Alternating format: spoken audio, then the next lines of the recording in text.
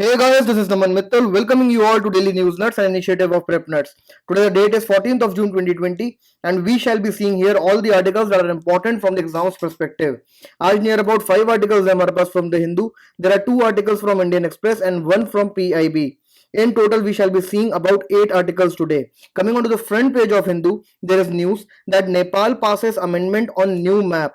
So the Parliament of Nepal has finally given approval to its new map, which was released soon after India inaugurated its link road from Darchula to Lipu Lake, thereby claiming the Kalapani region into its territory. उस link road के inauguration का नेपाल ने strong objection किया था. And after that it came out with its own map wherein it claimed the Kalapani region as its own territory. उस new map को Ministry of External Affairs of India ने artificial and untenable कहा था. And after that a constitutional amendment bill was tabled in the Nepal's parliament so as to give this map a constitutional status. Kalapani region dispute को हमने बहुत detail में cover करा है क्रैकनेस initiative में, but उसमें ये अपडेट नहीं है बिकॉज वो वीडियो हमने इस अपडेट के पहले बनाया था. So you will have to update this information in addition to what all has been discussed in that video. And you must also remember here that after getting constitutional status will make it more challenging for India and Nepal to negotiate further on the Kalapani region, as there is not much scope for Nepal to maneuver or negotiate after giving constitutional status to its new map. Recent में हमने और भी काफी सारे developments देखे हैं with respect to Nepal, जहां पे नेपाल ने भी चाइना की तरह एक assertive attitude adopt किया है just because of the backing of the China which has been given to the Nepal. Nepal ने चाइना के हांगकांग नेशनल सिक्योरिटी लॉ को भी सपोर्ट किया and it also has an indirect support of China on the Kalapani region. The relations of the India and Nepal have seen a continuous deterioration since the 2014 border lockdown apparently done by the India so as to prevent Nepal from the adoption of its new constitution wherein certain territories had religious colors which the government of India apparently opposed. So you must read this article along with the Kalapani dispute which has been covered by us on a Cracknuts initiative. Now let us move on to our next article. Global ranking parameters to assess institutions are skewed. This is an interview script wherein the expert opinions of the IIT Delhi director have been mentioned with respect to the recently released QS World University rankings, where all the top institutions of India have seen a drop in the World Institutions ranking list. QS World University rankings को हमने discuss करा था and now we will try to again go back and touch upon all the important points for quick revision. So the major reason जिसके कारण Indian institutes ने एक drop witness किया among their rankings on the global list were because of parameters like international faculty student ratio and the parameter of perception. अगर international faculty के parameter की हम पहले बात करें तो Indian institutes ने यहाँ पे 0 points achieve किए थे because India में ratio of Indian to international students almost negligible है, जिसके कारण Indian institutes को यहाँ पे advantage नहीं मिला.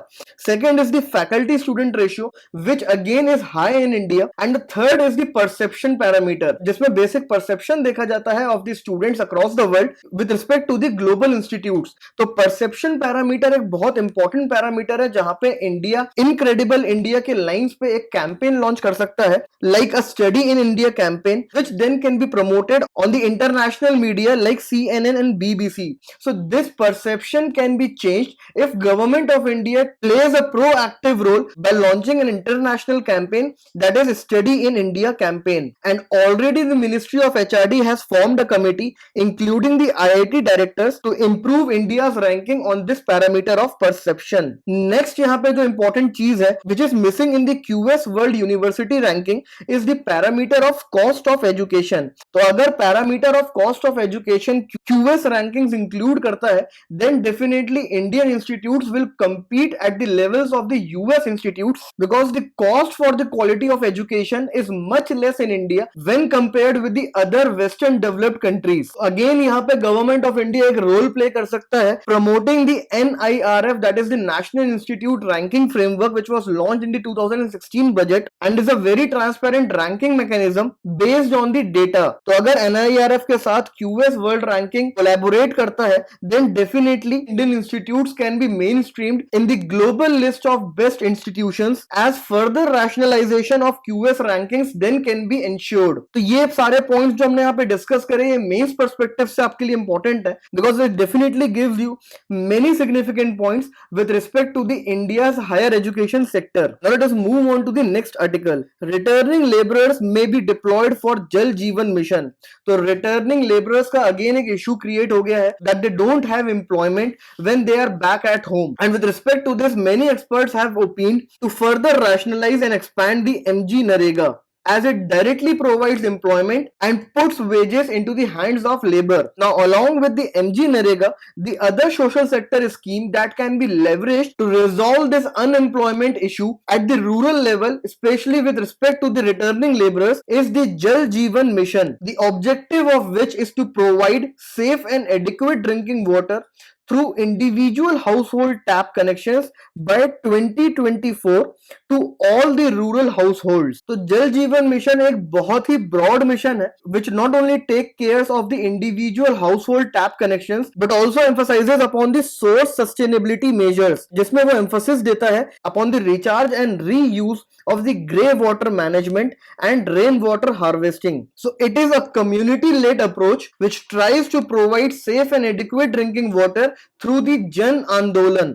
अगर हम बजटरी एलोकेशंस की बात करें जल जीवन मिशन के अंडर में तो already near about 11,000 crore have been allocated to the JJM and further 12,000 crores to extra budgetary allowances have been given to the same. Apart from this, 50% of the 60,000 crore which are allocated by the 15th Finance Commission are tied to the grants for water bodies through rural local governments. So to attenuate the distress of the migrant workers and laborers, to boost the rural economy and to come out from this demand driven economic slowdown of India, now you have one more point along with MG Narega, and that is the Jal Jeevan Mission. Now let us move on to the next article. COVID-19 taking an emotional toll on children. इस article से ज़्यादा कुछ points हमें extract नहीं करने हैं. We just need to look out here the impact of COVID-19 on the various sections of the society. Various sections में हम already impact देख चुके हैं upon the women, persons with disabilities and the elderly citizens. Now we are gonna see the impact of the COVID-19 on the children. तो children के ऊपर जो सबसे मेजर इंपैक्ट देखा गया है ऑफ द कोविड-19 is that of immense anxiety and the emotional stress as children who are below 10 years don't know much and are picking up tiny bits from the television and family conversations, while those children who are above 10 years have more fear of death as they try to comprehend the severity of the infection. So the major impact on the children of COVID-19 has been on the anxiety levels of children and on the emotional stress levels of the children. एक direct question expected है in the mains and also in the interview sessions on the various sections of the Indian society. So you need to prepare yourself with some core points so that you don't sound generalistic in nature while answering such an important question. Moving on to the next article now.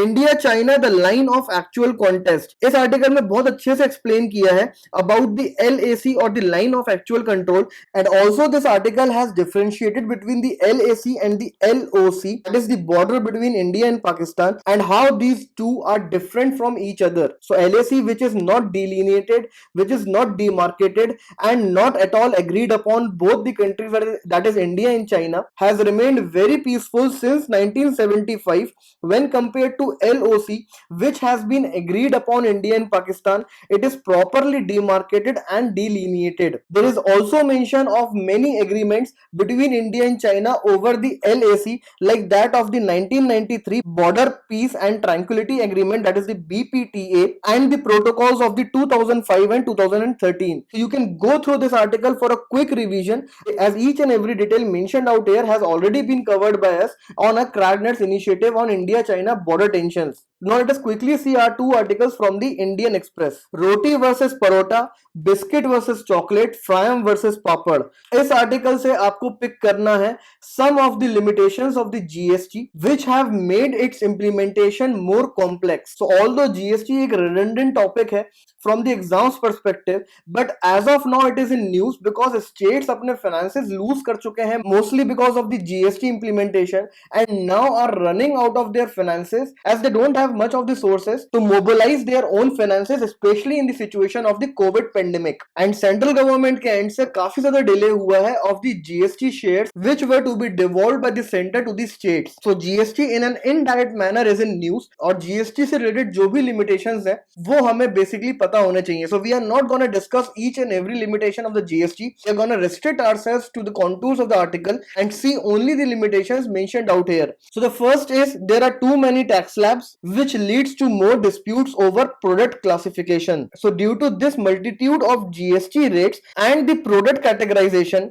which is still continuing, there exists significant confusions resulting into tax disputes between the enterprises and the tax authorities. इस article से आपको कुछ examples मिल जाएंगे to substantiate these points, like how the debate of roti versus parotta, fryam versus papad and chocolate versus biscuits have led to disputes under the GST regime, the objective of which was to iron out such disputes by ensuring the uniform rates and a rational classification of all the products. So my suggestion out here would be, don't go much deep into this article, just pick out the limitations along with the examples mentioned out here. Now let us move on to our next article. Organs of state have failed the marginalized. ये article काफी important है as it criticizes few of the schemes and the measures taken by the government for the inclusion of the SC/STs or the marginalized community into the Indian mainstream economy and society. तो ये आपको कुछ core points provide करता है जो आप use कर सकते हैं whenever you write or speak about the marginalization of the SC/STs or when you critically analyze the measures taken by the government for the further inclusion of the SC/STs into the Indian society and the economy. So the first point mentioned out here is about the public procurement policy of 2012. इस public procurement policy में 25% procurement target किया गया था from the MSMEs and a sub target of 4% was set to be procured from the MSMEs which are owned by the SCs and STs. One of the objective of public procurement policy of 2012 was to enhance or promote entrepreneurship among the SCs and STs. But यहाँ पे ये चीज समझनी जरूरी है कि ये जो सब टारगेट था, this was a policy preference and not an affirmative action, that is reservation. तो ये 4% एक लॉक्ड टारगेट नहीं था कि ये 4% सिर्फ SC STs को ही दिया जाएगा, but it was a kind of policy preference जिसके कारण SC ST वेंडर्स को compete करना पड़ा with well entrenched firms, and this is the main reason कि negligible response देखा गया from the SC ST entrepreneurs. और यहाँ पे डेटा भी mentioned है to substantiate this point that share of procurement from the MSMEs owned by the SCs and STs is actually 0.01%. The second scheme mentioned out here is the Venture Capital Fund for SCs of 2014. It was launched to promote again the entrepreneurship among the SCs through concessional finance to promote the financial inclusion and employment generation among the SCs population. But इस scheme में इतने ज़्यादा bureaucratic hurdles आए कि SCs again इसको use नहीं कर पाए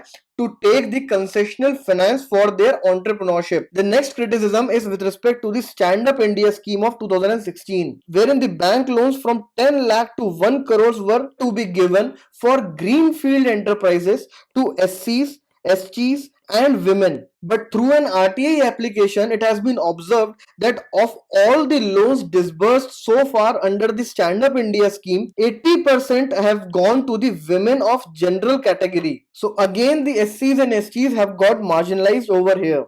Then there is a short criticism about the RBI as well, कि आरबीआई के पास कोई भी डेटा नहीं है एट द ग्रैनुलर लेवल जो क्रेडिट एक्सेस असेसमेंट कर सके फॉर द एससीज and STs, and also RBI has not released any report so far which has reasons for the rejection of loans to the SC ST entrepreneurs. One more important legislation is mentioned out here, that is the scheduled caste sub component plan और the SCSP and the tribal सब plan, that is TSP. तो ये legislation ने mandatory किया था कि जो भी बजटरी एलोकेशंस होंगे वो SC STs के पॉपुलेशन के प्रोपोर्शनेट लेवल पे किए जाएंगे. But this again has been a failure because जो भी SC STs के इलेक्टेड रिप्रेजेंटेटिव्स होते हैं, they were unable to object to the implementation of this legislation, and so SC, SP and the TSP have failed miserably. So some of the recommendations mentioned out here are that the marginalized communities should have their own think tanks so that they can come out with hard data and analysis which will help them to further lobby their interest and mainstream their demands and requirements. Second is that SC/STs should further be empowered